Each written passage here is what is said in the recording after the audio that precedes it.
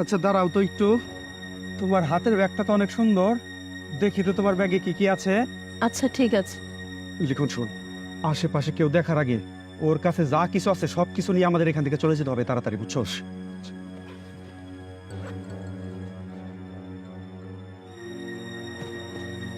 দেখো ব্যাগের ভিতরে তো ভালো টাকা আছে।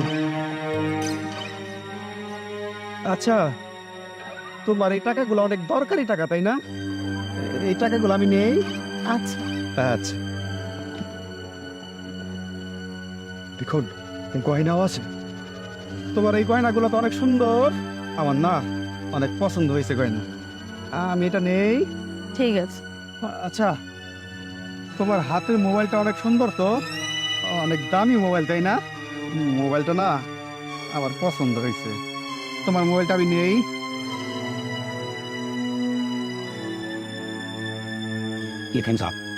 আচ্ছা তুমি তাহলে থাকো, আমরা যাই। দেখো, চল, চল। ওঠ।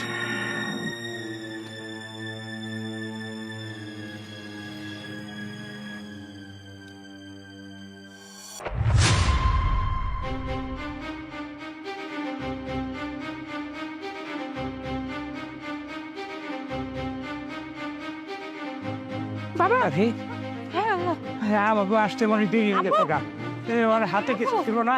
ও বাবা, আমি তো তোমার একটা লাল ব্যাগ দেখছিলাম, মনে হয় ওই লোকগুলো ব্যাগটা নিয়েই দৌড় দিছে।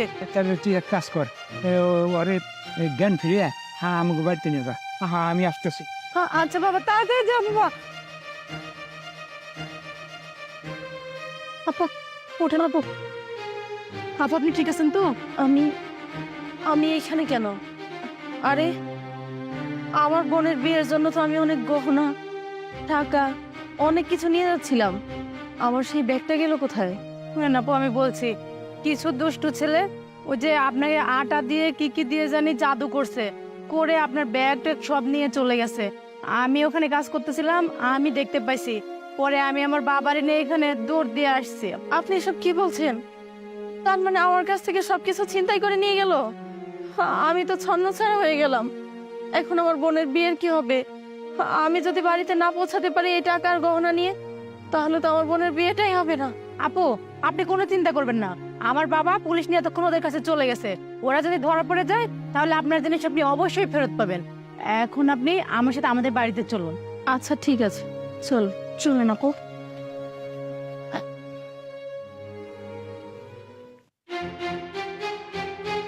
দেখুন শোন, এই ব্যাগের ভিতর তো অনেক অপ্রয়োজনীয় জিনিস আছে যেগুলো আমাদের কোনো দরকার নাই।